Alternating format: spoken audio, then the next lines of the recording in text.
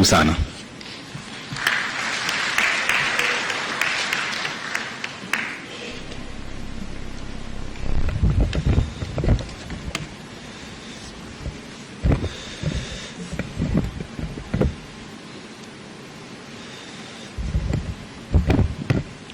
Your Excellency, Madam Samiah Suluhu Hassan, the Vice President of the United Republic of Tanzania, Honorable Professor Ibrahim Hamisi Juma, the Chief Justice of the United Republic of Tanzania, Honorable Ambassador Dr. Augustine Mahiga, Member of Parliament, Minister for Constitutional and Legal Affairs of the United Republic of Tanzania, Excellency Ambassador Koji Haneda, President of ALCO, Professor Kennedy Godfrey Gaston, Secretary General of ALCO, Honorable Judge Yuji Isanawa from the International Court of Justice, Honorable Ministers, Attorney Generals from ALCO member states, Honorable Judges and Justices of Appeal, Excellencies, High Commissioners and Ambassadors, and members of the Diplomatic Corps, distinguished guests, ladies and gentlemen, a very good morning to you all. Habari za asubuhi. You just say nzuri. Habari za asubuhi. Nzuri. Habari za asubuhi. Nzuri. Habari za asubuhi. Thank you very much.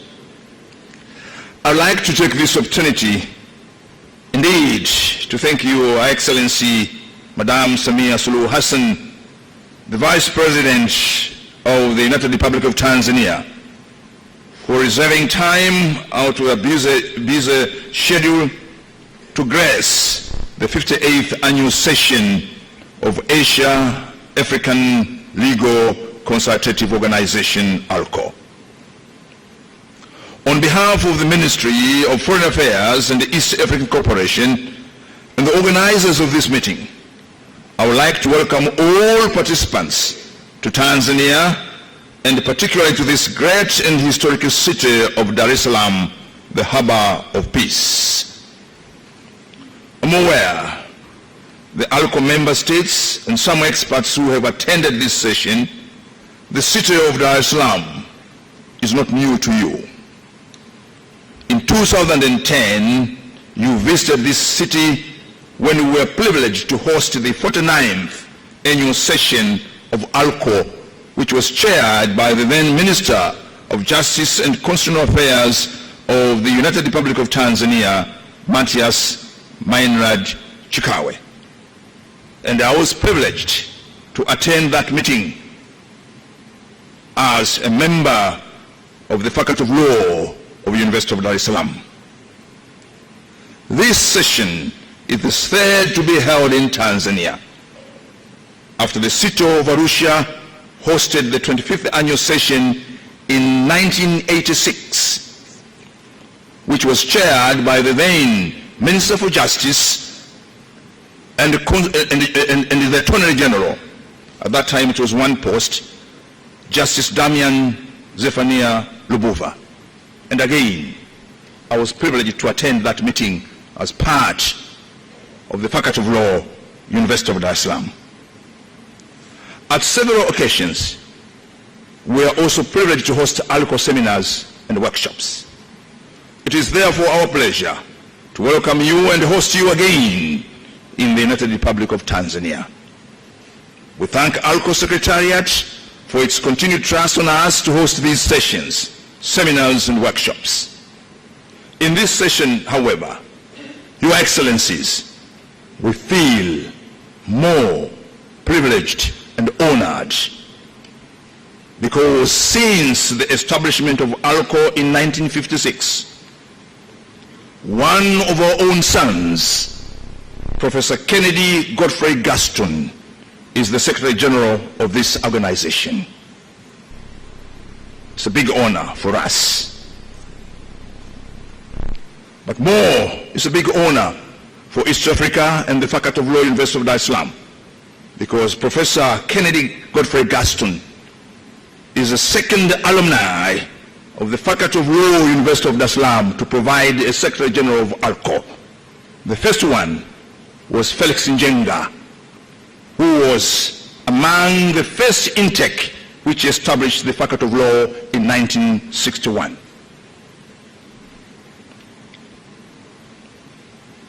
So indeed, we're grateful for this, for his contribution of Professor Gaston to work with ALCO, which in turn brings credit to this country, to East Africa, and more so to the Faculty of Law, University of Dar es Salaam.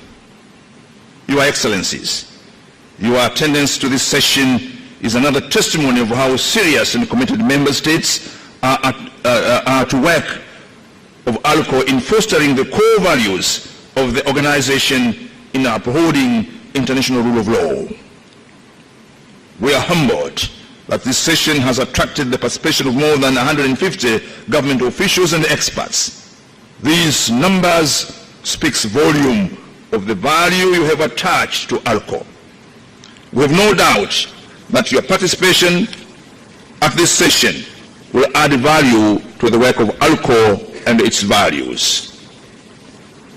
Your Excellencies, the Minister of Foreign Affairs and the East African Cooperation, which oversees ratification of international instruments in the country, will continue to implement its obligation to ensuring that the Republic of Tanzania fulfills its obligation under various international and regional instruments which we have ratified.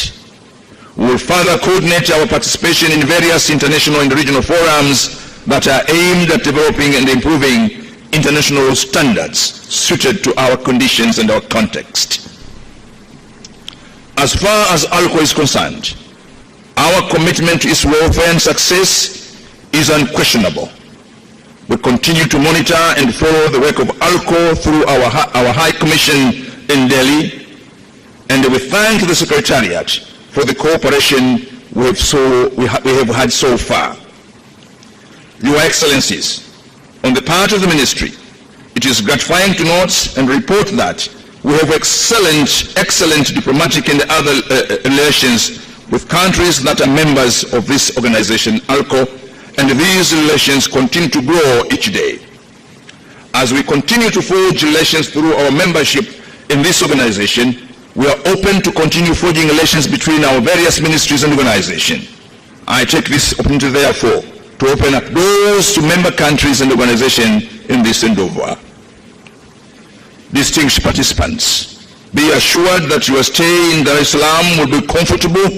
Your attendance in this session will be of success because with the assistance of ALCO Secretariat, the Ministry of Constitutional and Legal Affairs, under the stewardship of one of the most endowed sons of this country, Honorable Ambassador Augustine Mahiga, and other stakeholders who have put their efforts in organizing this session, we are ready and set to ensure that this session becomes a success. We know this session will keep you busy, but be informed that Dar es Salaam is the best place to be. Apart from work, please reserve time to visit some of the attractions available. Your Excellencies, allow me once again, and on behalf of the government, to welcome you to Tanzania and to echo Tanzanians' assurance of the work of the ALCO and our inclination to work with other ALCO member states. Tanzania will continue to render its support to the Secretary General and the Secretariat as they perform their duties to continue making this organization more effectively. And to my teacher and my mentor, Professor Ambassador Augustine Mahiga, I wish you all the best in chairing this session. We, your students, have full confidence in you, and I'm sure this session will be of great success. Your Excellency, Vice President, distinguished guests, ladies and gentlemen, I thank you very much for your kind attention. Asanteni sana.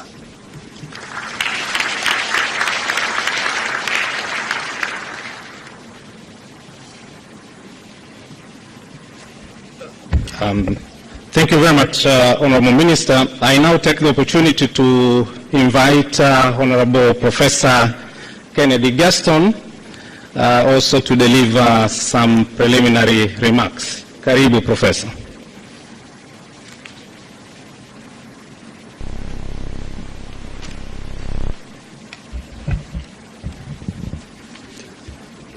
Excellency Mama Samiah Suluhu Hassan, the Vice President of the United Republic of Tanzania, Excellency Ambassador Dr. Agustin Mahiga, Minister for Constitutional and Legal Affairs of the United Republic of Tanzania, Excellency Professor Palamagamba Kabudi, Minister for Foreign Affairs and East African Cooperation of the United Republic of Tanzania, Excellency Ambassador Koji Haneda, the 57th Annual Session President of ALCO and Ambassador of Japan to the Philippines, Honorable Professor Ibrahim Hamis Juma, the Chief Justice of the United Republic of Tanzania, Honorable Judge Yuji Wasawa, the Judge of International Court of Justice, Honorable Ministers, Attorney Generals, Solicitor Generals of ALCO member states, Excellencies, High Commissioners and Ambassadors, Permanent and Deputy Permanent Secretaries of the United Republic of Tanzania, Head of Delegations of ALCO member states, representatives of non-member states, heads of international organizations, senior government officials of the United Republic of Tanzania, distinguished media, ladies and gentlemen, a very good morning. It gives me immense pleasure to welcome you all at the 58th Annual Session of ALCO, and as they say in Kiswahili, karibuni sana. I'm also delighted to be here in the United Republic of Tanzania, in my beloved home country, and at the occasion of the Annual Session of ALCO. Tanzania is well known throughout the world for her hospitality, and all of us indeed are happy to have come in this beautiful city of Dar es Salaam, which, as His Excellency Minister for Justice for Foreign Affairs, Professor Palamagamba Kabudi said, Dar es Salaam means house of peace or heaven in Arabic. But also Tanzania is known as a cradle of human civilization and the home of Mount Kilimanjaro, Zanzibar, Olduvai Gorge, and 24 national parks, including the Serengeti. I'm told that about 40% of the land in Tanzania is protected land, also suitable for tourism. Even here in Dar es Salaam, there are several important tourist destinations and important sites to visit. We have national museums, we have Dar es Salaam Zoo with ample flora and fauna, nice beaches in Kigamboni, which is about 10 minutes walk from here, and also within 30 minutes drive, you can visit the historical town of Bagamoyo. That means there are a lot to offer, even within the span of 24 hours or even 48 hours. I hope, therefore, that our delegate will enjoy the warm hospitality extended by our gracious hosts. I'm also confident that our delegation who have come from far and wide will take back the best of memories of the United Republic of Tanzania, East Africa, and Africa in general, so ably facilitated already by the diligent efforts of our organizers. I would like to extend my heartiest appreciations on behalf of the Afro-Asian community to our wonderful host, the United Republic of Tanzania, for hosting us, but also making all suitable arrangements to make this session a grand success. We appreciate the hard work and dedication that has gone into the preparations. This is the third time that Tanzania is hosting the annual session of ALCO since it joined the ALCO in 1973. The first session that took place in Tanzania was held in 1986 in the beautiful city of Arusha, and the second one took place in 2010 here in Dar es Salaam. I should also emphasize that Tanzania joined ALCO as observer way back in 1965, during the 7th annual session, which was held in Baghdad, Iraq, and by then, Mr. Felician Mahatane, the then State Attorney in Attorney General's Department, represented Tanzania. It is on this note that Tanzania decided to join ALCO as a full member in 1973 during the 14th annual session, which was held in New Delhi, India, and was ably represented by Mr. Mtango. Over the years, the United Republic of Tanzania has made a tremendous contribution, both in substantive and administrative matter of ALCO. In this regard, let me express my gratitude to the government and the people of the United Republic of Tanzania under the leadership of His Excellency Dr. John Pombe Joseph Magufuli, the President of the United Republic of Tanzania, for the continued support to ALCO on many fronts for the past 54 years. I also would like to thank all member states of ALCO for their unwavering support to the Secretariat and ALCO in general, and to myself in particular as the Secretary General.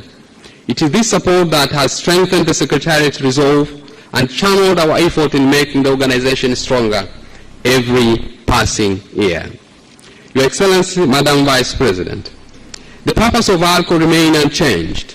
It is to serve an advisory body to member states in the field of international law and as a forum for African-Asian cooperation in legal matters of common concern. In general, ALCO remains vested with dual function as a platform for legal consultations and as a framework to collaborate with the United Nations International Law Commission legal advisors of member states, mainly working with the 6th Committee of the United Nations on the issues of international law of common concern to our member states. The annual session, therefore, is one of the key occasions to reflect and to refocus the activities of this organization and examine how much ALCO has, and with its member state, contributed to the progressive development of international law and its codification with Afro-Asian values. Your Excellency, Madam Vice President, while our region, Africa and Asia, is now becoming an important player in global affairs and a contributor to the progressive development of international law and its codification, on the other hand, there are many challenges emanating from international law facing our region, making the Afro-Asian solidarity more needed than ever. If I may be allowed to reiterate some of the challenges, they include: the security environment in the region is facing severe conditions, coupled with the spread of terrorism and violent extremism. Within the context of Sustainable Development Goal 16+ for Agenda 2030, some studies have indicated that there is an increase in armed conflicts, and globally today, over 40 countries are in active conflict, and most of them are in Asia and Africa. And 92 countries have become less peaceful in the last 10 years.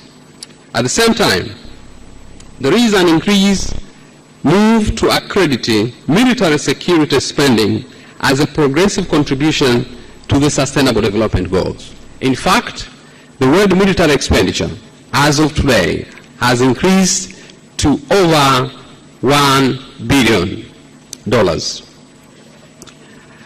You will recall the African Union 50th High-Level Retreat on the promotion of the peace, security, and stability in Africa, hosted by the government of the United Republic of Tanzania in 2014 in Arusha, had adopted the vision, and I quote, "silencing guns by ending all wars in Africa by 2020. And this is within the ambit of the AU Agenda 2063. Since 2020 is almost around the corner, I'm hopeful that we will be able to achieve this goal of silencing guns in Africa. Your Excellency, there is an unprecedented high number of people displaced from their homes due to conflict and persecution or otherwise in the United Nations history. In 2018, it is estimated that at least 10 million people around the world are stateless. African continent alone hosts over 14 million internally displaced persons. And in 2019, it is estimated that 70 million people have been forcibly displaced. There is also a backlash to the advance of globalizations and multilateralism, as a result of protectionist and inward-looking tendency which is on the rise. The international order based on fundamental values such as freedom, democracy, human rights, and rule of law, which have underpinned the peace and the prosperity of the world, is being challenged. There is also disagreement on the balance, if any, between the economic rights and civil and political rights. On the other hand, if scientific predictions pertaining to climatic change are anything to trust, then almost all major port cities or coastal states, small or large, rich or poor, from Dar es Salaam to Mumbai, are likely to suffer from the sea level rise. Your Excellency, 72 years after the United Nations Partition Plan Resolution 181, Palestine people are still without a sovereign state and not admitted to the United Nations as a UN member. At the same time, 74 years after the establishment of the United Nations, decolonization is still on the agenda of the United Nations. In fact, the International Court of Justice, in its advisory opinion, which was delivered on 25th February this year, the court concluded, and I quote, "The process of decolonization of Mauritius was not lawfully completed when the country acceded to independence," end of quote. They also noted that, and I quote, "The United Kingdom is under an obligation to bring an end its administration of the Chagos Archipelago as rapidly as possible," end of quote. Your Excellency, Madam Vice President, international norms of cyberspace are far from being settled and agreed. While law is always behind the technologies, the advent of new technologies like artificial intelligence, Internet of Things, and the blockchain presents tremendous challenges on the ability of states to regulate the use of cyberspace and safeguard their sovereignty. Many states are even struggling in regulating online harmful content, where we are told that 56% of all online content are potentially pornographic materials. At the same time, 95% of all online transactions are done through mobile phones. The unilateral and secondary sanctions are also on increase, and this is against certain developing states, particularly in Asia and Africa.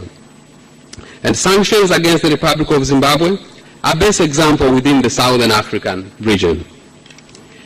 At the same time, in the last 2 decades, we have seen exponential growth of bilateral investment treaties as well as free trade agreement comprising investment chapters.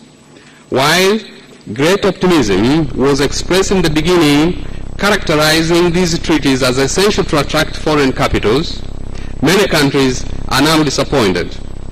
They are disappointed because the bilateral investment treaties have not resulted in bringing the expected foreign capitals.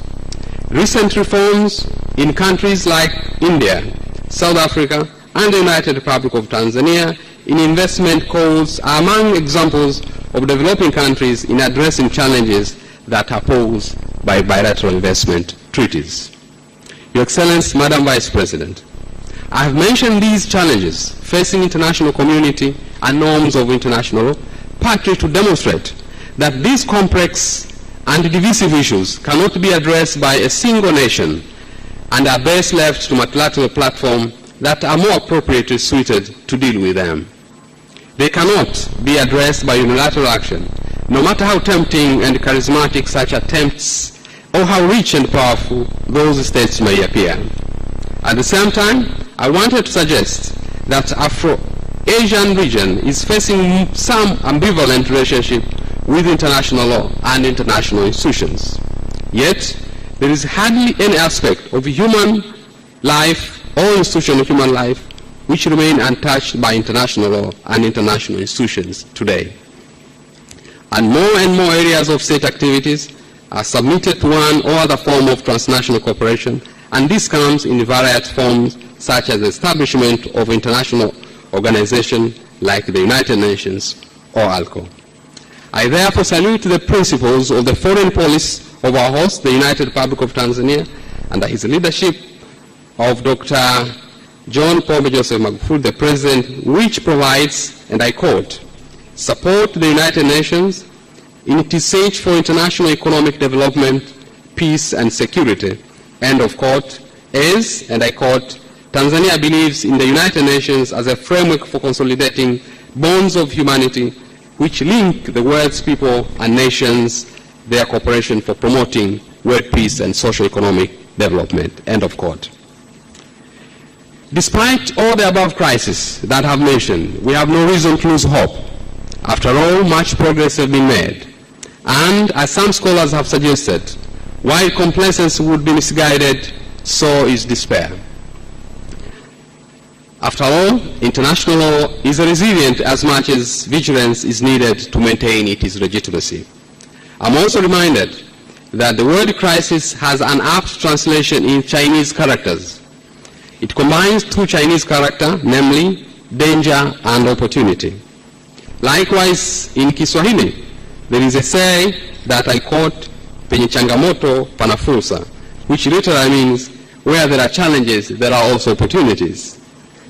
Let us therefore take the above challenges and insufficiency, if any, of international law as an opportunity to maintain the legitimacy of the international law by reaffirming and revitalizing the Afro-Asian bonds in protecting fundamental values of the post-war international order and the UN Charter legal order necessary to promote peace, prosperity, orderly governance, and friendly relations among nations. International law is a product of international relations in terms of the customary practices and agreement between states, as there is no single body that can legislate for the world. Today, international law remains as the only legitimate medium for global friendship and cooperation, and its expansion to other areas is a development that is here to stay. The Afro-Asian region is now having more than half total of the United Nations membership. The positive contribution of Asia and Africa should therefore increase to match our numbers. This was not the case in 1945, when the United Nations was established by nearly 51 member states. Today, we have about 193 member states to the United Nations. It is therefore a time that through the solidarity, Asian and African countries should revise the claim that most of international law norms are influenced by the past practices of the Western states, and that practices of African and Asian states are always neglected. Madam Vice President, I'm aware that last week, exact October 14th, Tanzania celebrated the Nyerere Day anniversary. Accordingly, no address will therefore be complete, not least within the Julius Nyerere International Convention Center, without reference to this iconic Mwalimu Julius Nyerere, the father and the first president of this nation, who, together with Sheikh Abed Aman Karume, laid the foundation of the modern United Republic of Tanzania. Ever since, international law has always been relevant to the United Republic of Tanzania. It was Mwalimu Julius Nyerere's historical vision that made Tanzania part of ALCO family. His commitment to the vision of international law, African fraternity, and third world solidarity made him a standout like closest among the world leaders committed to the cause of Africa's unity and Afro-Asian bonding. A statesman par excellence, a charismatic head of state, a master theoretician among scholars, and a unifier of diverse people, Mwalimu Julius Nyerere personified an eclectic brilliance that is rare to find today. His philosophy and his worldview lie at the heart of ALCO's timeless ethos and will continue to guide and inspire us in the progressive development of international law.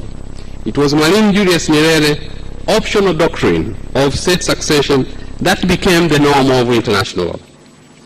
I recall that this was his unilateral declaration to the acting Secretary General of the United Nations in 1961. In his letter to the Secretary General of the United Nations, dated 9th December 1961, Mwalimu Julius Nyerere had requested principles such as the most favored nation clause, the good faith, pacta sunt sunt levanta, to be analyzed and their content be spelled out. This cautious approach of Mwalimu Julius Nyerere was partly ignored, and today, meaning and implication of these concepts in investment laws and policies remain controversial. In fact, ALCO, during its session 1969, had occasion to recall on these principles. Before I conclude my welcome remarks, allow me to remind the audience that ALCO is the only intergovernmental legal consultative organization that is comprised of 2 continents. Accordingly, its potential is unparalleled and exceptional. Let us therefore use ALCO to have more influential role in international lawmaking, which promote the global governance of international order based on the United Nations Charter and fundamental values which have underpinned the peace and the prosperity of the world. As Daga Hammarskjöld, the second Secretary General of the United Nations said, and I quote, "The United Nations was not created to take mankind to heaven, but to save humanity from hell." End of quote. Also Kofi Annan, the seventh Secretary General of the United Nations said, and I quote, "The United Nations is not a perfect organization, but we need it." End of quote. And as recently stated by His Excellency Professor Paramagamba Kabudi, Minister of Foreign Affairs and East African Cooperation, on the 27th September 2019 at the 74th session of the United Nations General Assembly debate, and I quote, "We need to support the United Nations and its ongoing reforms in making it more relevant and representative of the global community," end of quote, "and international order based on the UN Charter and fundamental values so as to save humanity from hell, even on the pavement of good intentions." With these remarks, I wish the annual session a grand success, and I hope that each member state actively participates in the proceedings, enriching us through their deep knowledge, experience, and wisdom, which, as always, will be the greatest learning curve for us, and thereby pave the way for a deeper and substantive engagement with some of the fine aspects of international law. As we get ready to begin a new session, let us pledge to commit ourselves for further the cause of international law, keeping in view the distinct and diverse nature of our collective needs. In closing, I wish to reiterate the following. This is an opportune moment for us to commit to a rule-based international order. Secondly, all states should benefit from international world order that is based on rule of law, because it is a rule of law that allows us and gives us the predictability and the management of relations among nations. Third, a rule-based international order provides a strong foundation for the international community to come together to tackle many global issues that cannot be handled unilaterally or by a single nation, however powerful that may be. Finally, an economic growth is indeed critical for the foundation of development, as growth allows us to generate the necessary resources for development, and international trade is an essential enabler for the economic growth. And upholding an open, predictable, rule-based multilateral trading systems provides businesses and investors with the clarity and certainty when it comes to cross-border transaction. I thank you, Madam Vice President. Na mtazamaji wa TBC1, ni matangazo ya moja kwa moja kutoka kituo cha mikutano cha kimataifa cha Julius Nyerere, na kubwa hapa ni mkutano wa 58 wa mwaka wa shirika la mashauriano ya kisheria kwa nchi za Asia na Afrika ALCO, na unafanyika kuanzia Oktoba 21 hadi 25, ukikutanisha wanachama kutoka nchi takribani 48, huku mwenyekiti atakuwa ni waziri wa katiba na sheria Balozi Dr. Augustine Mahiga. Tafadhali endelea kufuatilia mkutano huu na urushwa na TBC moja kwa moja. Mimi ni Ana Mosioke. We reached out, and I wish to recognize a few people who actually made this particular conference possible. First of all, we have the Bank of Tanzania. Can we give the Bank of Tanzania at least a round of applause? We reached out to Azam TV, and you'll see this particular program is actually live on air through Azam TV. We reached to CRDB, Bank of Tanzania. We reached to Tanzania Communication Corporation, TTCL. We also reached to Tigo Tanzania. We reached towards the Tanzania Tourist Board,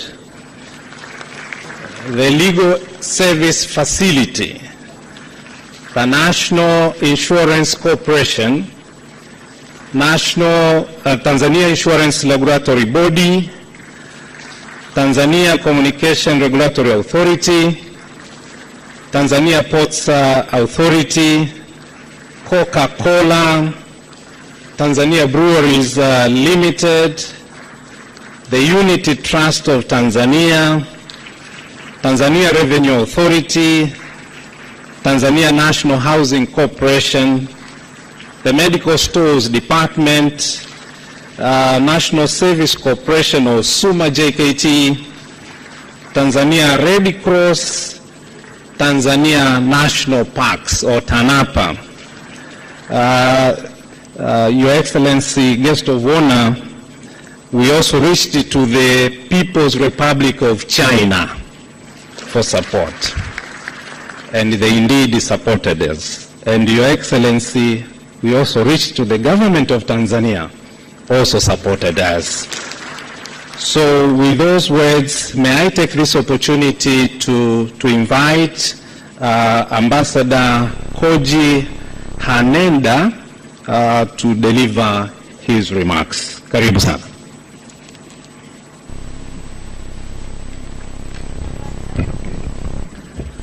Her Excellency, Vice President Madam Samiah Suluhu Hassan, Honorable Ambassador Dr. Augustine Mahida, Minister of Constitutional and Legal Affairs,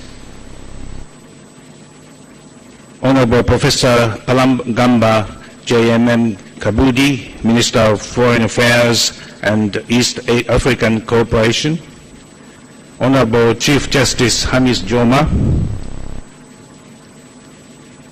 Honorable Ambassador Professor Kennedy Gaston, ALCO Secretary General, Honorable Judge Yuji Iwasawa, Judge of International Court of Justice, Honorable Ministers, Attorney Generals, Excellencies, distinguished delegates, ladies and gentlemen, good morning.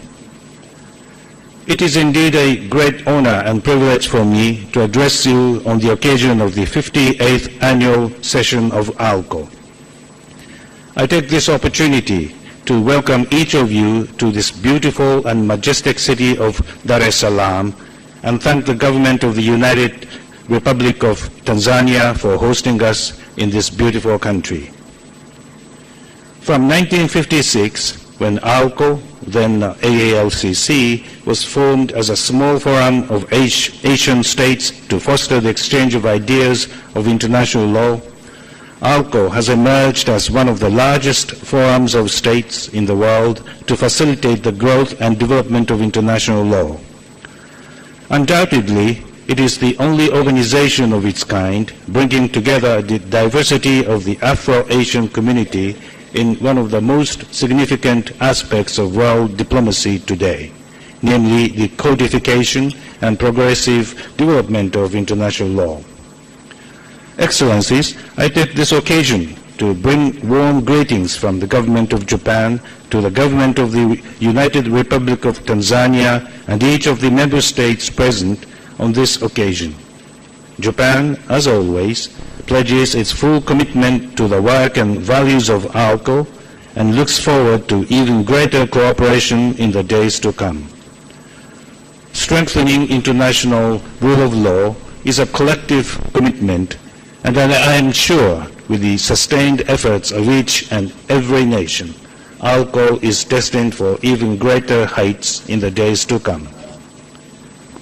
Excellencies, I take this opportunity to place on record my deep sense of appreciation for Professor Ambassador Kennedy Gaston, Secretary General of ALCO, for his meticulous and focused efforts in reaching out to member states.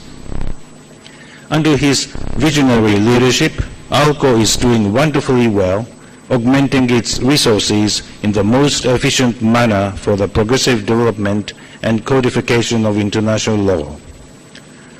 A range of new topics have been introduced by the Secretary General in the work program of ALCO, and I request Member States to make full use of Secretariat's diligence and commitment to their work. The United Republic of Tanzania has been a strong pillar of support for ALCO in both organizational and substantive matters. Tanzania has always endeavored to offer its services for the larger good of the Asian-African community. It is precisely with this spirit that the 58th annual session is being hosted, and the best that all of us can do to complement this commitment is to reaffirm our unflinching support to the growth and development of international law. During Japan's presidency, ALCO made great strides in diverse aspects of its functioning. Japan announced a new program to support the capacity building of ALCO members in the area of international law at the last annual session of ALCO, and will hold the first program in December this year. Through the program, we will try to address the challenges facing ALCO members concerning important international law issues. The DJA ALCO seminar on the operational functioning of the International Criminal Court was held in January 2019. I am extremely happy to know that ALCO took the initiative to organize this program for the benefit of our member states, and its specific focus on the needs of judges and prosecutors of ALCO member states is well appreciated. It is these kinds of events which go a long way in sensitizing the world to newly emerging dimensions of the subject.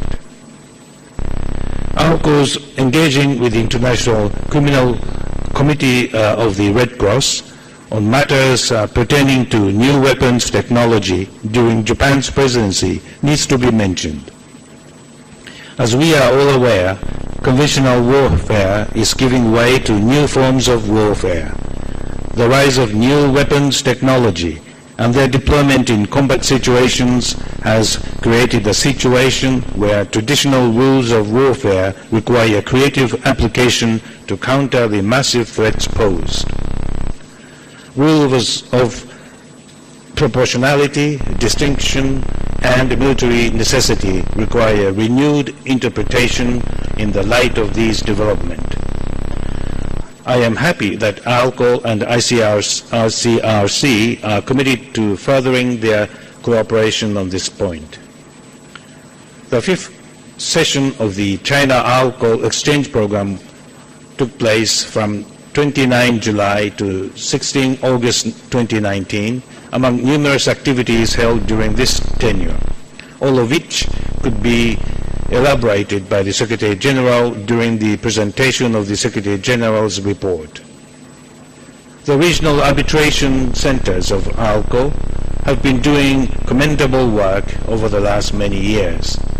We expect them to progress with the same energy in the times to come.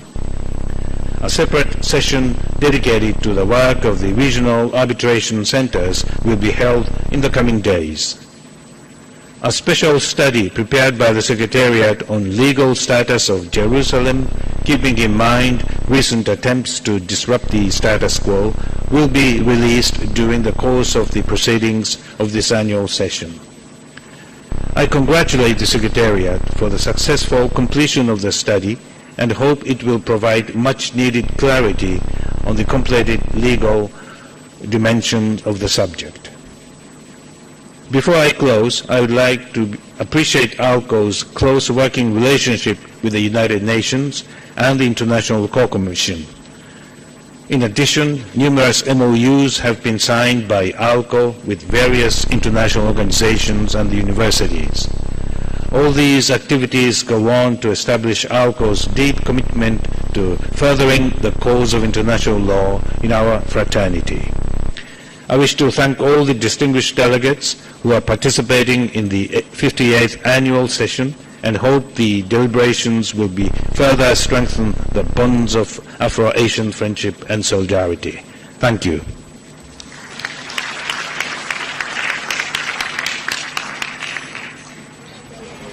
Na mtazamaji wa TV1 uliokuwa ukimtazama hivi sasa, ambaye alikuwa akizungumza na kutoa salamu ni Rais wa ALCO ambaye ni Balozi Koji Haneda.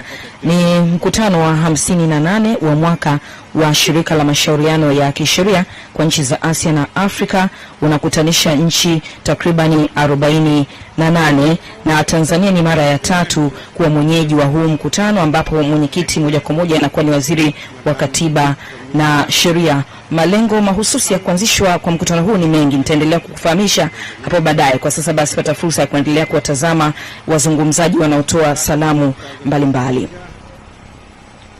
Honorable Professor Lamagamba Kabudi, Honorable Professor Ibrahim Juma, Honorable Ambassador Professor Kennedy Gaston, Excellencies, ladies and gentlemen. First of all, I'd like to express my respect for the invaluable role of the Asian African Consultative Organization to further strengthen and promote the rule of law in the international community.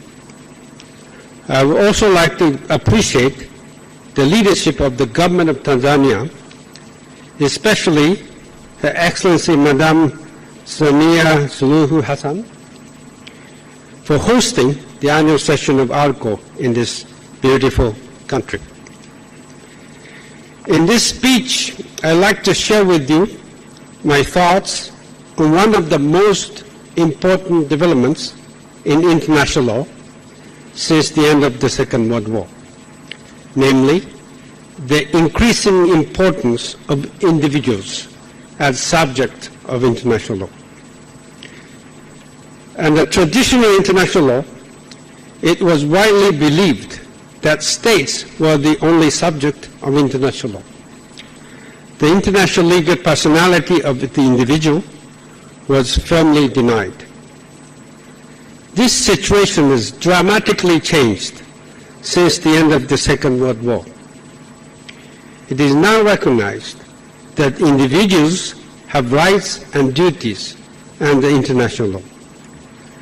These developments are most evident in the fields of international human rights law, international economic law, and international criminal law. I will start with a brief overview of the development in international human rights law. Mechanisms for the international protection of human rights have advanced considerably since 1945 and have become one of the prominent characteristics of modern international law. The most important development was the introduction of individual complaint procedures in human rights treaties at the universal and regional levels. Most core UN human rights treaties have individual communication procedures. The Human Rights Committee under the ICCPR, of which I was a chairperson twice, receives the largest number of communications of any UN human rights treaty body. 100 to 200 communications are registered each year. Even though the views adopted by the committee are not legally binding, there are many instances in which the human rights situation has improved as a result of its views. In some regions, the system of human rights protection is more advanced than within the UN. In Europe, Latin America, and Africa, regional courts of human rights have been established. These courts are active and have rendered a number of important judgments. Hundreds of thousands of applications are submitted to the European Court of Human Rights by individuals every year. I now turn to the development in international economic law. The dispute settlement procedures in the WTO have been hailed as one of the organization's most successful achievements. Over 300 disputes were brought to the dispute settlement procedures in the GATT, the predecessor of the WTO, and over 500 disputes have been brought to the WTO. Even though individuals do not have direct access to the WTO dispute settlement procedures, one may say that they have indirect access to them. Another important development is investment arbitration, which has increased dramatically since the end of the 1990s. The total number of arbitration cases amounts now to nearly 1,000. Individuals play an important role in the enforcement of international investment agreements. Lastly, I draw your attention to the development in international criminal law.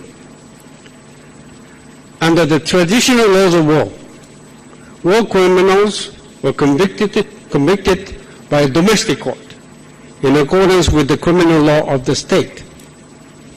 After the Second World War, however, significant developments occurred. First, punishable acts were expanded. Individuals are now punished not only for war crimes, but also for genocide and crimes against humanity. Secondly, individuals have come to be tried by international tribunals. Madam Vice President, Excellencies, ladies and gentlemen, in this speech, I have demonstrated that one of the most significant developments in international law is the increasing importance of individuals as subject of international law. Early next year, I am publishing a textbook of international law, which amounts to 800 pages, in which I refer to the Nyerere theory on state succession. It shows the contribution the United Republic of Tanzania has made to the development of international law. Starting today, a variety of important topics in international law will be discussed. I sincerely hope that my presentation gives an insight to honorable participants to further deepening and enriching the discussions during this annual session of ARCO. Thank you very much for your attention.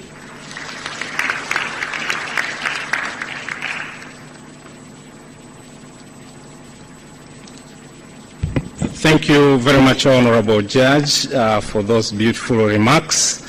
I now invite the Honorable Ambassador Dr. Augustine Mahiga, the Minister for Constitutional and Legal Affairs, to deliver his remarks, but also take the opportunity to invite the guest of honor to speak to the audience. Balozi Mahiga, karibu.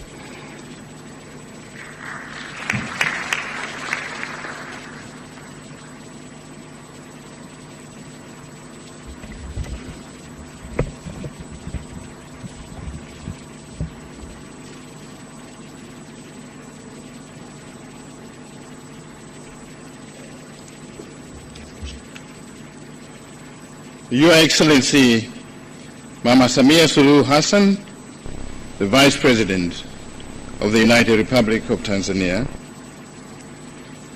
His Excellency Koji Haneda, President of the 57th ARCO Annual Session, Professor Ibrahim Juma, Chief Justice of Tanzania,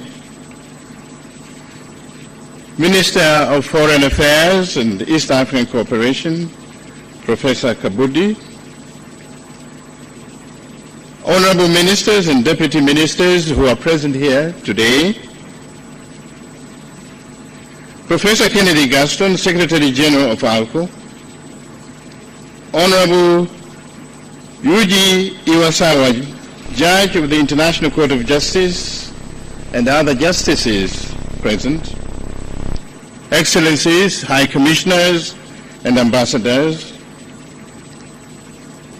Permanent Deputy Permanent Secretaries of the Government of Tanzania, Heads of Delegation from ARCO member states, representatives of non-member states, representatives of international organizations of the Asian Africa Legal Consultative Organization, ALCO, as the host minister and incoming president of the organization. As Tanzania assumes the presidency of this reputable organization, on behalf of the government and the people of the United Republic of Tanzania, and on my own behalf, I wish to assure the ALCO member states of Tanzania's unwavering commitment to work with the member states and like-minded partners in fulfilling the vision and mission of our organization. Before I proceed to say something about ALCO, let me add my voice in welcoming all of you to Tanzania, which the Minister for Foreign Affairs and the Secretary General have already said.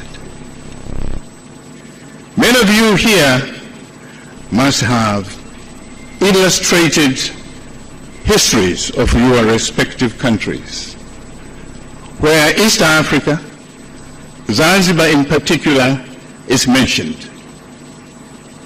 And that's why, while you are here, you should feel this is a homecoming, because you're very much part of the history and culture of this country.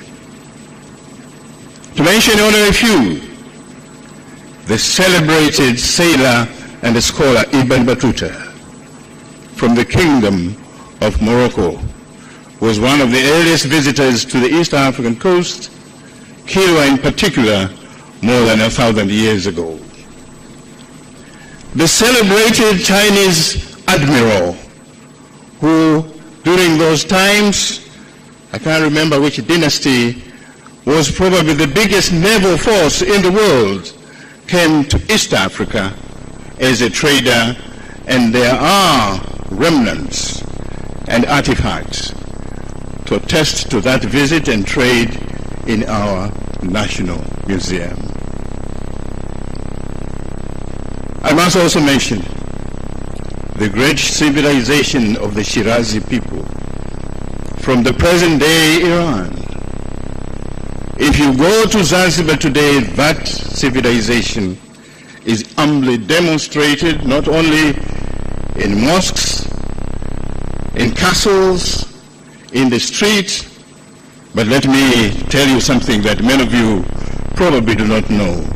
Our Vice President is a descendant of the Shirazis.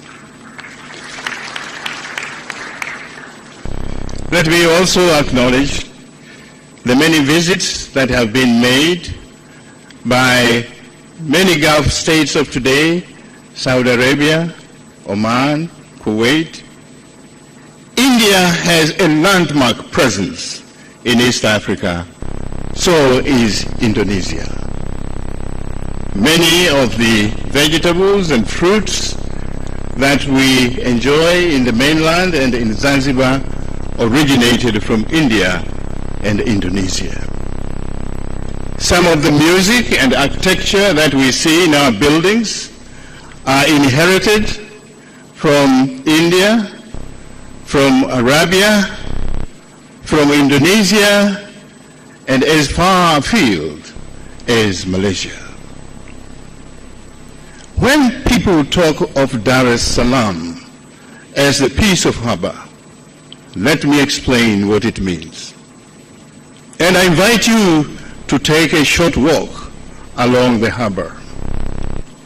You'll see a narrow entrance, the Kigamboni entrance, then a big opening of the ocean. During the days of the sailing ships that had been battered by the monsoons, those ships had to pass through that narrow strait and find safety in this big area of Dar es Salaam, where today you see the modern ships. And that is why that part, for the days of the sailing ships that were victims of the monsoons, bad weather, they had to come and hide and seek peace and that is the origin of the word Dar es Salaam, the peace of harbor.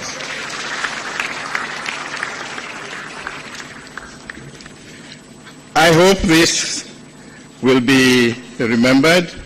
I can go on and on to acknowledge, but what I mean is that you have come to Tanzania. You have come to Dar es Salaam. Take time, not only to have a walk along the coast, but hopefully the organizers can find half a day of a visit to Zanzibar, where really that is the place where most of the evidence of the civilization and culture we have inherited from historical presence and trade between your countries and ours is most illustrated. Again, welcome to your second home, Tanzania. Distinguished delegates, for the past 1 year, we have witnessed some tremendous achievements of our organization in realizing its objectives. May I congratulate His Excellency Ambassador Koji Haneda, the outgoing president, for the accomplishment he has made over the past year for his distinguished stewardship to the organization. In the same manner, please allow me to thank His Excellency Professor Dr. Kennedy Gaston, the Secretary General of our organization and Ambassador Appointee, for serving our organization with the dedication since he assumed the position of the Secretary General in August 2016. In a special way, I also congratulate him for his appointment by His Excellency President John Pombe Magufuli as Ambassador Designate.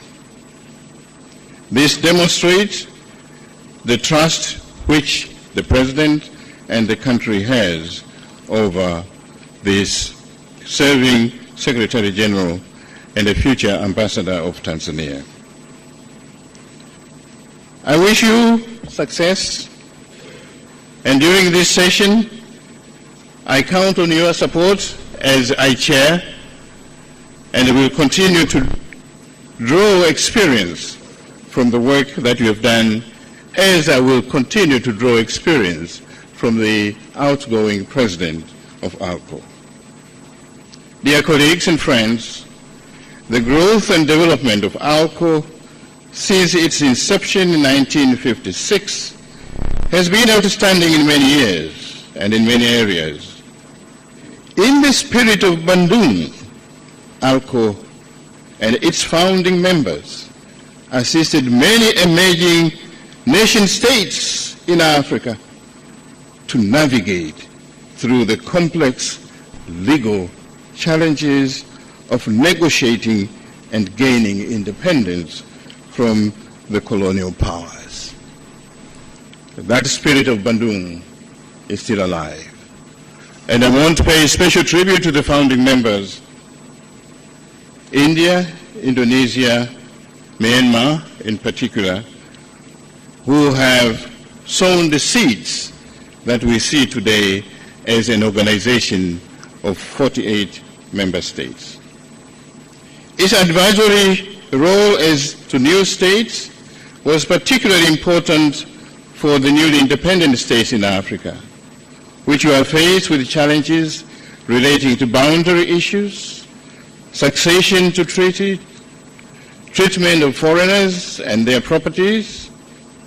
In the 1970s, the role of ALCO became more evident through the contribution in the codification of international law, and as a result, it became internationally recognized as a worthwhile contribution to the international legal system and the international legal regimes.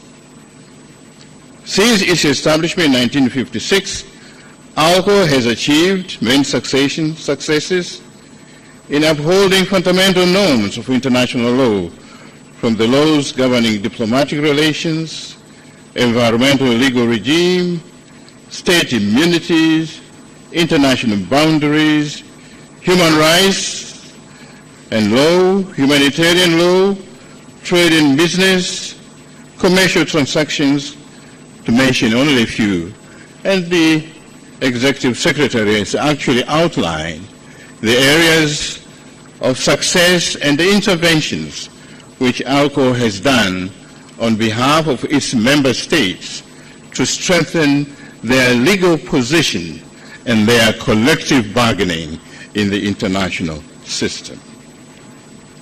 Dear colleagues, despite this achievement, we shouldn't be complacent. I am convinced that we need to add more ideas. New practices have been inspired by the judge of the International Court in his statement. Let us all read that 800-page book. I'm sure it will be very educative and will bring and add value to the work of ALCO and its member states. It is imperative that we continue to preserve our consistency and unity and strive to maintain the underlying principles of this organization. It is also important to keep on reminding ourselves of the core values and ideals of our organization, which are still valid and will continue to be valid. The fact that there are no new member states that are joining us goes to validate the importance and contribution of ALCO in the international system. For those who have their representatives in various international organizations, particularly at the United Nations Sixth Committee, the ideas that its member states bring that have gone through the ALCO process are very enriching and highly recognized at the United Nations in New York. Distinguished delegates, let me not take too much time.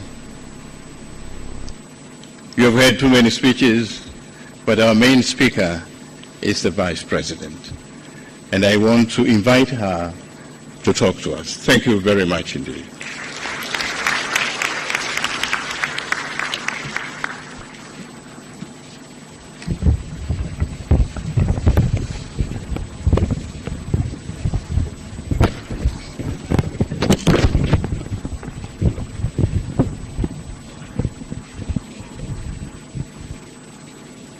I thank you, Honorable Minister.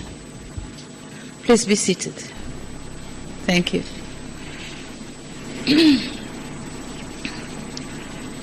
Honorable Minister Dr. Agustin Mahiga, Minister for Constitutional and Legal Affairs, Professor Palamagamba Kabudi, Minister for Foreign Affairs and East African Cooperation, Excellency Ambassador Koji Haneda, the President of the 57th ALCO Annual Session, Professor Ibrahim Juma, Chief Justice of Tanzania, Professor Kennedy Gaston, Secretary General of ALCO, Honorable Yuji Iwasawa, the Judge, International Court of Justice, Honorable Ministers, Attorney Generals, and Solicitors General from ALCO member states, Excellencies, High Commissioners and Ambassadors,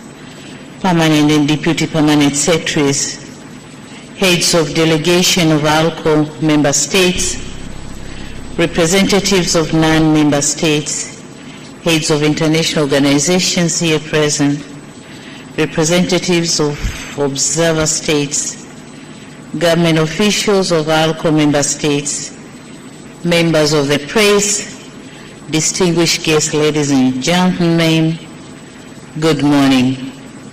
Assalamu alaikum. Habari ya asubuhi. Brothers and sisters, it is so difficult speaking after the great diplomat and historian has spoken. So mine is a political statement, and here it goes.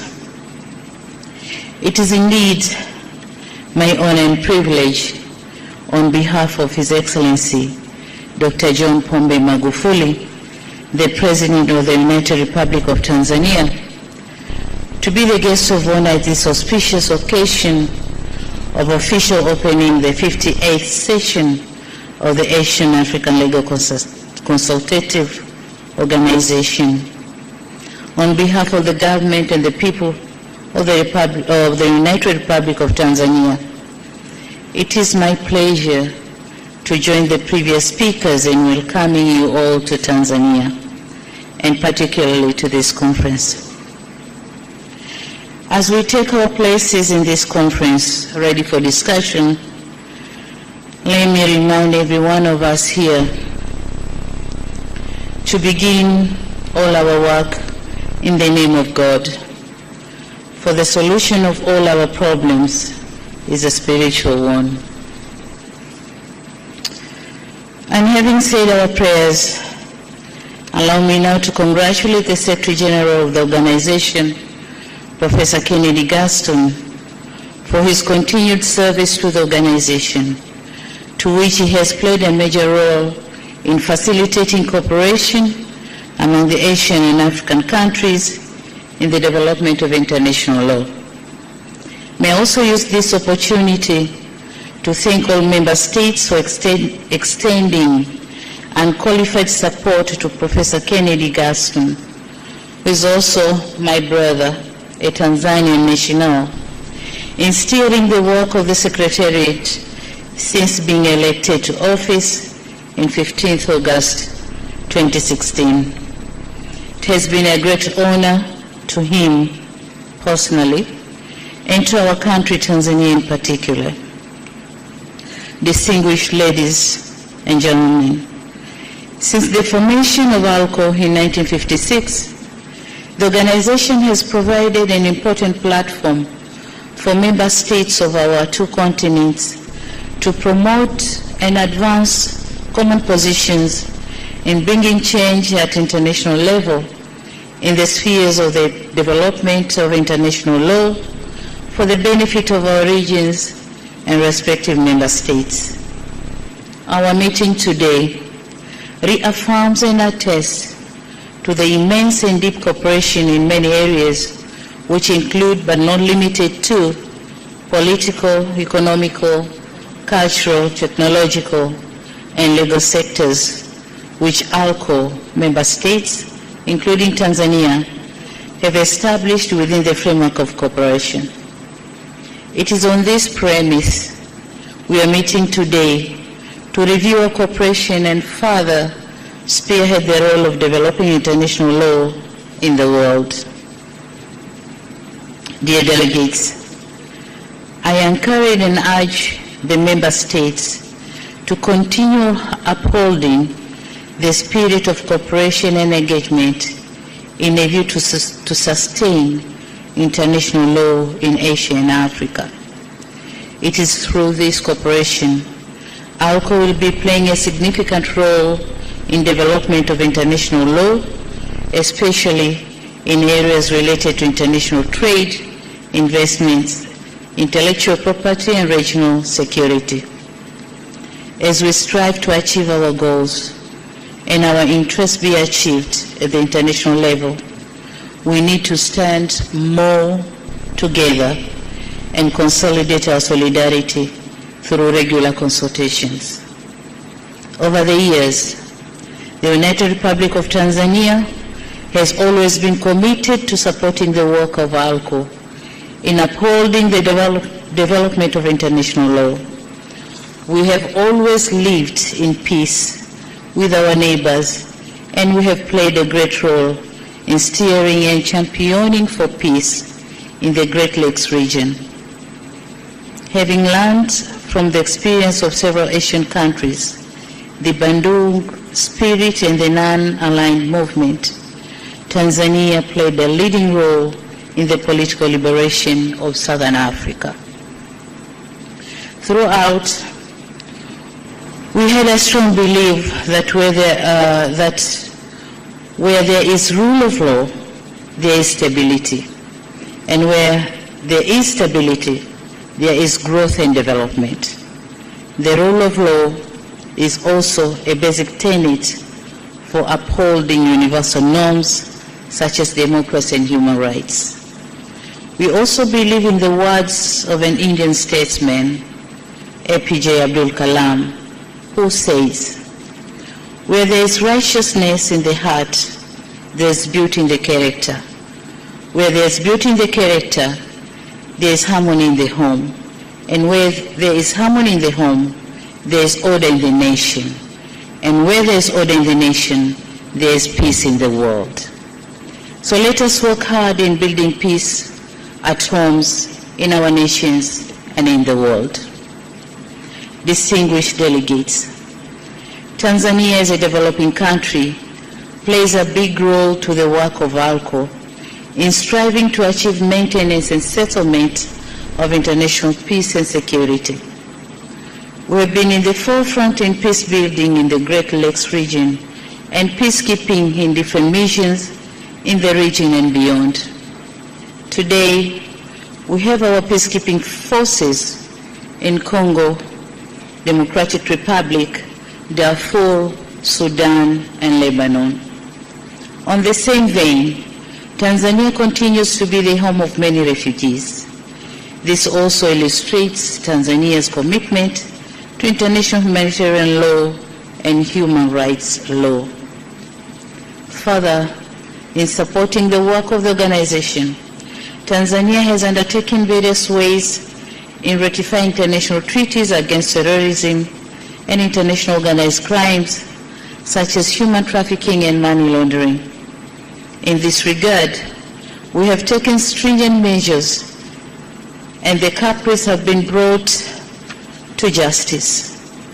While this meeting is conducted, our government is engaged in a serious war of combating corruption in all its manifestations and economic sabotage through well-established legal instruments. My dear brothers and sisters, today we witness the fueling of civil wars in the developing countries, mainly triggered by self-interest of other states to exploit resources. It is upon us, through this reputable organization, to stand firm in protecting the interests of the developing nations by fair legal mechanisms and international law. We need to strive to ensure that there are well-established regional and global institutions that are founded on fairness and respect for national sovereignty to protect our respective national interests. It is in this context and through this platform that Tanzania calls upon states which have imposed sanctions against Zimbabwe to lift them. Zimbabwe, as a sovereign state, has the right to determine and exercise its power and freedom as enshrined under Article 2, subsection 4 of the UN Charter. The United Republic of Tanzania believes that ALCO member states through this platform will continue to voice together in advancing the principles of non-interference in the domestic affairs and respect for sovereignty.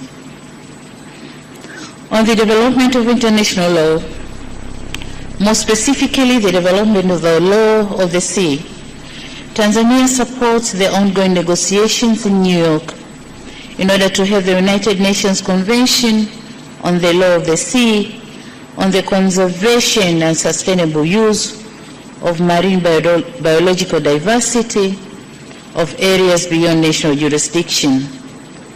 Tanzania will continue to support the position of African and Asian countries, the Group 77 and China, to ensure the proposed conventions adopted and the use of marine biological diversity areas beyond national jurisdiction are beneficial to all humankind. Distinguished delegates, on international trade and investments, much as we would love to open up investment and business opportunities in many areas, we are also obliged to ensure we protect our resources and ensure that they are used for the benefit of our people. In that regard, in 2017, the government of Tanzania made major reforms by enacting 2 landmark pieces of legislation. One is the Natural Wealth and Resources Act number 6 of 2017, which provides measures intended to ensure that the natural wealth and resources of the United Republic of Tanzania are used for the greatest benefit and welfare of people of this country, by seeing or ensuring that all arrangements made by the government protect and secure the interests of the people. Anna Lindh, a Swedish politician, once said, and I quote, "States have the responsibility to create rules and conditions for growth and development, and to channel the benefits to all citizens by providing education and making people able to participate in the economies and in decision-making," end of quote. It is through this spirit and adherence to the rule of law that Tanzania has strived to advance all economic and social sectors development, including health, education, infrastructure, agriculture, and other key sectors for the betterment of our people. And before I conclude my remarks,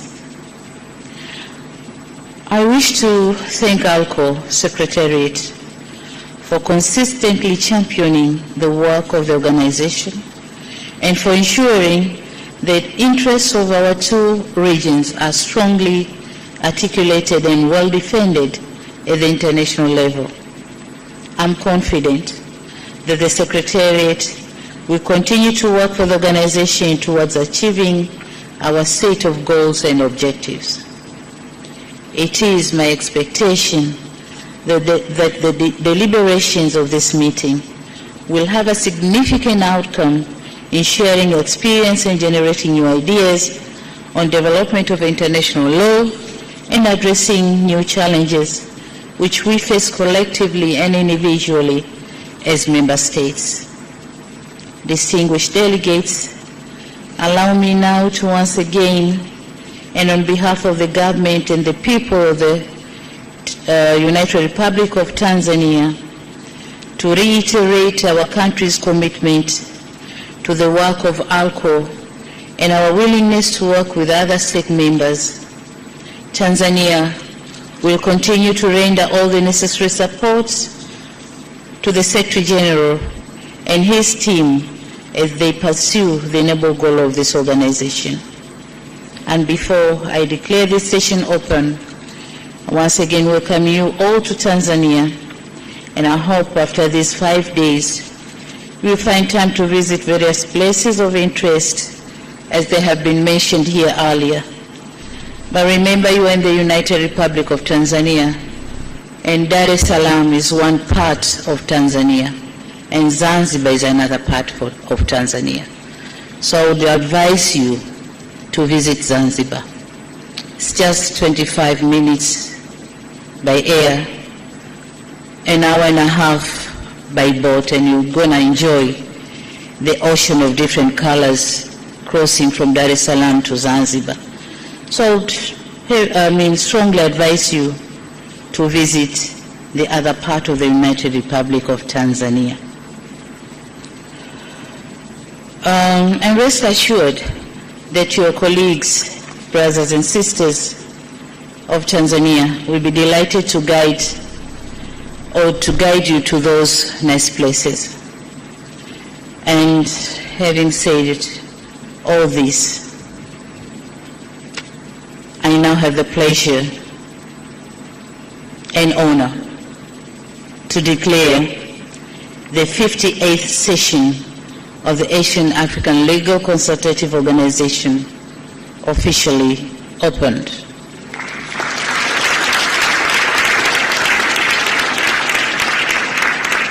Thank you for your kind attention.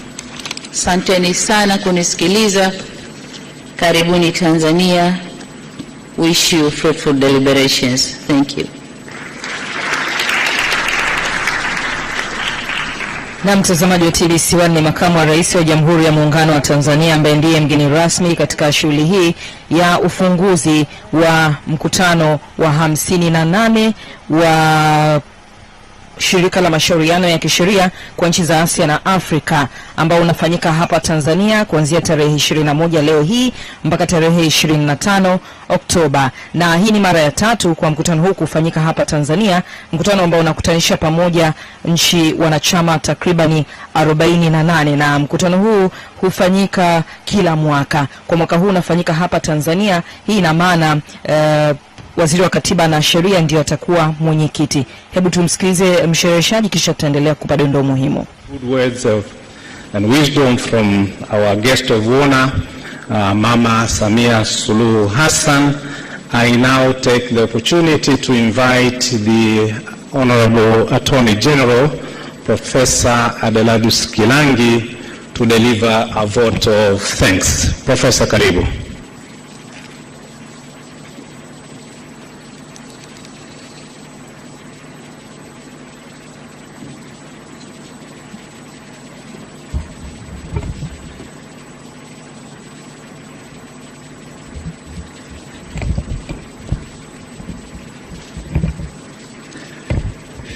Your Excellency Mama Samiah Suluhu Hassan, Vice President of the United Republic of Tanzania, Your Excellency Koji Haneda, President of the 57th ALCO Annual Session, Honorable Ambassador Dr. Augustine Mahiga, Minister of Constitutional and Legal Affairs of the United Republic of Tanzania, Professor Ibrahim Juma, the Chief Justice of the United Republic of Tanzania, Honorable Professor Paramagamba Kabudi, Minister of Foreign Affairs and East African Cooperation, Honorable Ministers, Deputy Ministers present, Professor Kennedy Gaston, Secretary General of ALCO, Honorable Yuji Iwasawa, Judge of the International Court of Justice, and other justices present, Honorable Said Hassan Said, the Attorney General of Zanzibar, Attorneys General and Solicitors General from ALCO member states, Excellencies, High Commissioners and Ambassadors, Permanent and Deputy Permanent Secretaries, Heads of Delegation from ALCO member states, representatives of non-member states, representatives of international organizations here present, representatives of observer states, senior government officials from ALCO member states, members of the media, distinguished guests present here this morning, ladies and gentlemen. I am only asked to make a vote of thanks, for which I feel greatly honored.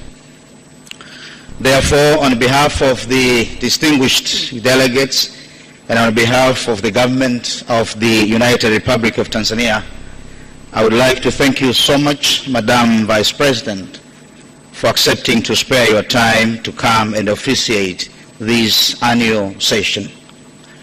Madam Vice President, as it has been said, this session will run for 5 days, and during these days it is expected that delegates will discuss different topics on international law which are important for ALCO member states, especially in the contemporary perspective.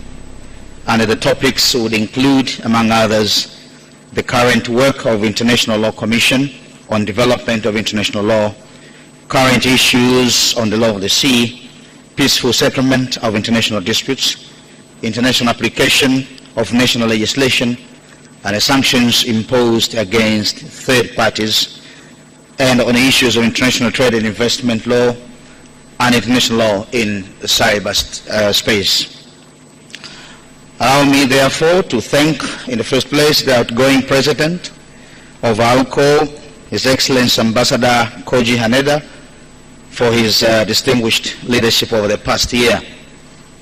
I would like also to thank the Secretary General of ALCO, Professor Kennedy Gaston, for his distinguished service to the organization since he assumed office in 2016.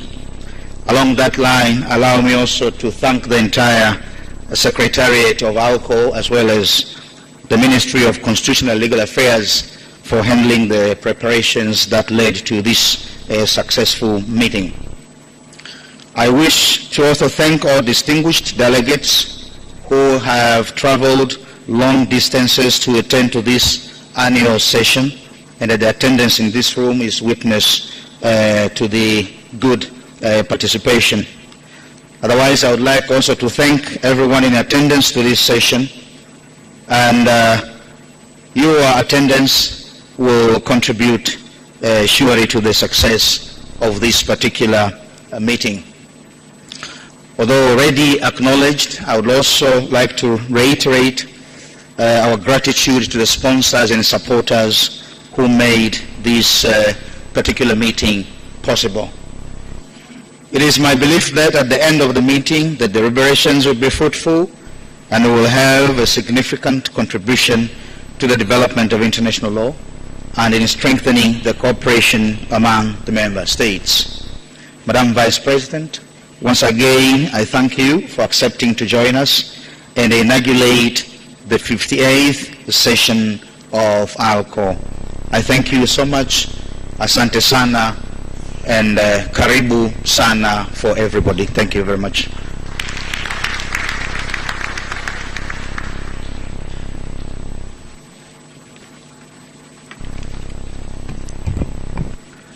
Ladies and gentlemen, that concludes the proceedings of today.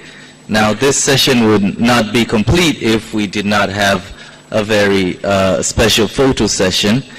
And I would like now to welcome the different delegates in which will come together in groups. So firstly, I'm sure our respective media has already taken a photo of the panelists in front of us.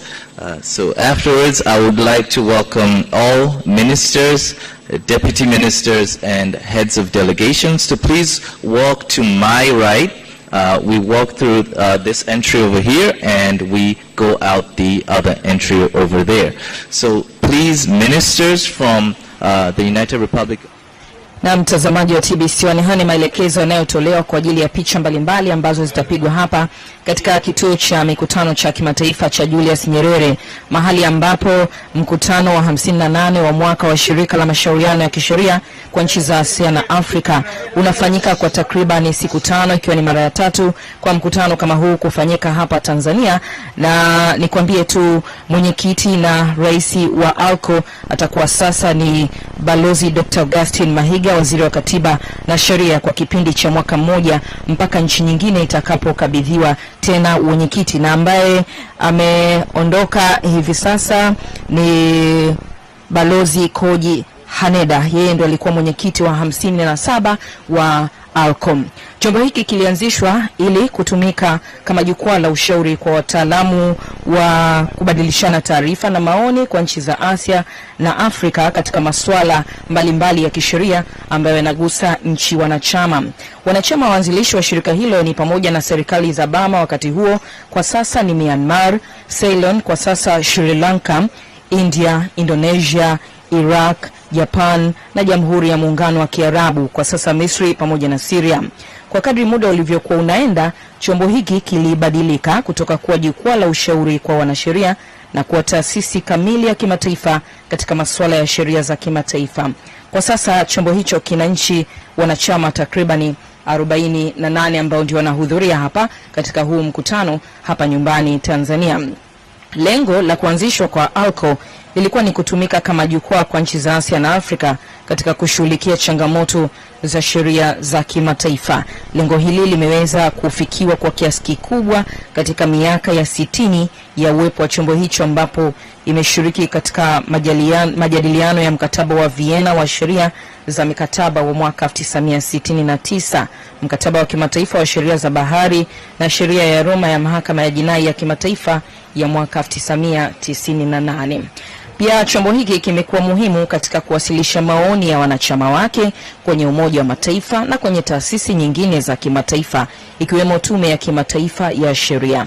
Ukubwa na uwakilishi mpana katika mikutano mbalimbali ya utunzi wa sheria unaonyesha kuwa ALCO inatambuliwa kama taasisi muhimu kwenye nyanja za kisheria za kimataifa. Mtazamaji, kama unatazama televisheni yako, kinachoendelea sasa ni picha za pamoja kwa taratibu na maelekezo maalumu baada ya kufunguliwa rasmi kwa huu mkutano na Makamu wa Rais wa Jamhuri ya Muungano wa Tanzania Samiah Suluhu Hassan.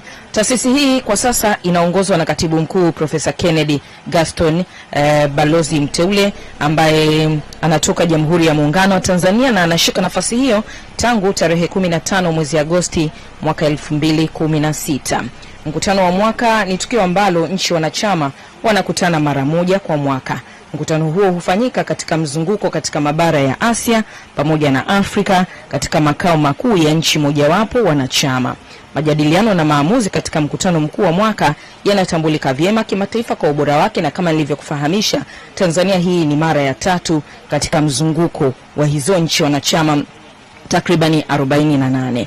Mkutano huu unafanyika hapa Dar es Salaam, nyumba ya amani ama the Hub of Peace kama wenyewe walivyokuwa wakizungumza wazungumzaji mbalimbali katika huu mkutano, wakijaribu kuelezea uzuri wa Dar es Salaam, vile vile visiwa vya karafuu kule Zanzibar pamoja na maeneo mengine ambayo ni vivutio vya utalii, na wageni pia walielezwa uzuri wa hizo sehemu ili wakipata fursa panapo majaliwa basi watembelee katika maeneo mbalimbali. Zanzibar wakiambiwa ni chini ya nusu saa kufika kwa kutumia ndege na takribani saa 1:30 hivi kufika kwa kutumia boti. Hayo ni katika kukuza na kuhamasisha utalii hasa wanapokuja wageni kama hivi, vile vile wenyeji kutoka hapa nyumbani Tanzania. Ifahamike kwamba Tanzania ilijiunga na ALCO mnamo mwaka 1973 chini ya uongozi wa Rais hayati Julius Kambarage Nyerere, wakati huo baba wa taifa la Tanzania. Mkutano wa mwaka huu utajadili masuala yanayohusu maeneo yafuatayo, ikiwa ni pamoja na masuala yanayohusiana na tume ya sheria ya kimataifa, sheria ya kimataifa ya bahari, kuvunjwa kwa sheria ya kimataifa nchini Palestina na maeneo mengine yanayoshikiliwa na nchi ya Israel, pamoja na masuala mengine yanayohusiana na Palestina. Sheria ya kimataifa katika masuala ya mitandao, utatuzi wa migogoro kwa njia ya amani, sheria ya kimataifa katika masuala ya biashara pamoja na uwekezaji, na matumizi ya sheria za nchi nje ya nchi, yani vikwazo dhidi ya nchi nyingine. Taarifa kutoka vituo vya kikanda vya ALCO vya utatuzi wa migogoro. Baada ya majadiliano katika ajenda hizo muhimu, mkutano huu pia utaamua masuala muhimu ya kujadiliwa katika kikao kijacho kwa mwaka ujao. Mtazamaji wa TBC1, kama ndio kwanza unajiunga nasi, basi hapa tunakuletea matangazo ya moja kwa moja kutoka kituo cha mikutano cha kimataifa cha Julius Nyerere hapa jijini Dar es Salaam, ambapo unafanyika mkutano wa 58 wa mwaka wa shirika la mashauriano ya kisheria kwa nchi za Asia na Afrika, yani the Asian African Legal Consultative Organization ALCO, kuanzia tarehe 21 hadi 25 Oktoba mwaka huu 2019. Na muda mfupi uliopita, Makamu wa Rais wa Jamhuri ya Muungano wa Tanzania Samiah Suluhu Hassan ndiye ambaye amefanya uzinduzi ama ufunguzi wa huu mkutano utakaodumu kwa takribani siku 5, ukishirikisha nchi wanachama takribani 48 kutoka Asia pamoja na Afrika. Sasa hivi kinachoendelea ni picha za pamoja kwa utaratibu maalumu ambao unaelezwa hapa katika kituo hiki cha mikutano. Niendelee kukupa dondoo muhimu kuhusu mkutano huu. ALCO pia itatoa machapisho yake manne, ambayo ni kitabu cha mwaka cha ALCO, matoleo mawili ya jalada ya ALCO la sheria za kimataifa, matoleo mawili ya gazeti la ALCO na andiko maalumu ambalo linajulikana kama hali ya Jerusalem katika sheria za kimataifa, uchunguzi wa kisheria katika jaribio la hivi karibuni la kuvuruga hali ilivyo. Machapisho yote hayo ni hatua muhimu katika kuhakikisha kuwa kazi za taasisi zinawafikia watu wengi iwezekanavyo, na ni katika kuendeleza sheria za kimataifa.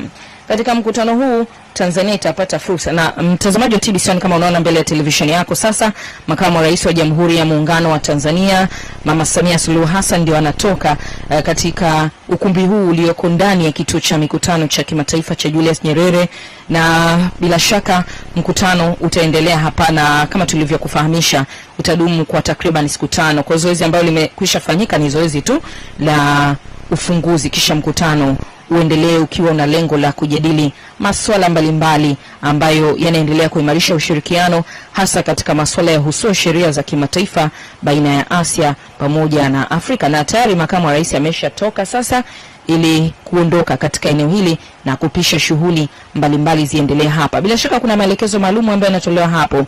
Kabla sijaendelea nami kukufahamisha yale muhimu kabla hatujahitimisha haya matangazo.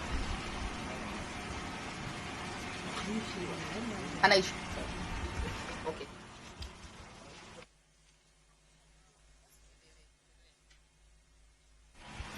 Mtazamaji wa TBC, nilikupa fursa kidogo usikie iwapo kuna maelekezo yoyote muhimu, na sasa basi ngoja niendelee kukupa dondoo muhimu kuhusu mkutano huu.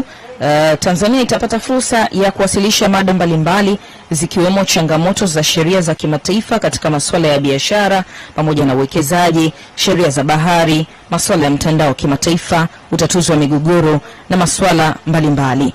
Kupitia mkutano huu Tanzania pia itapata fursa ya kubadilishana uzoefu kutoka nchi nyingine kuhusu masuala ya sheria za kimataifa.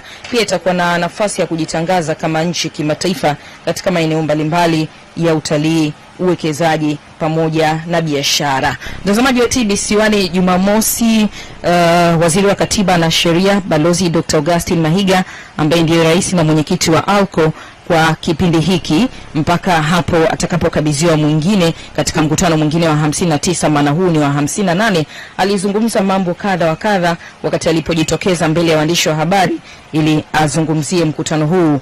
Akasema sheria ni muhimu na sheria inagusa katika maeneo mbalimbali ya ushirikiano baina ya nchi wanachama, akizitaja sekta kama siasa, uchumi, utamaduni pamoja na teknolojia, zote hizo zikiangaliwa kwa kina na kwa kutumia sheria na hasa sheria za masuala ya kimataifa. Alizungumza mengi kuhusu mkutano huu wa kimataifa ambao unafanyika hapa jijini Dar es Salaam, na akiwakaribisha vizuri wale ambao watashiriki hapa ili wafurahie kukaa katika jiji la Dar es Salaam, vile vile wafurahie uzuri wa Tanzania katika maeneo mbalimbali. Mtazamaji wa TBC basi bila shaka umepata mengi mazuri na utafuatilia kwa karibu kabisa ripoti mbalimbali zitakazokuwa pia zikitolewa na waandishi wa habari kuhusu mkutano huu. Sisi hatuna la ziada kutoka kituo cha mikutano cha kimataifa cha Julius Nyerere unapofanyika mkutano wa 58 wa mwaka wa shirika la mashauriano ya kisheria kwa nchi za Asia na Afrika, the Asian Africa Legal Consultative Organization ALCO, kuanzia leo hii tarehe 21 hadi 25 Oktoba mwaka 2019 na umezinduliwa rasmi. Tukurejeshe Mikocheni kwa matangazo mengine. Mimi ni Ana Mwasioke, kwa niaba ya wote tukutakie wakati mzuri. Asante sana Ana.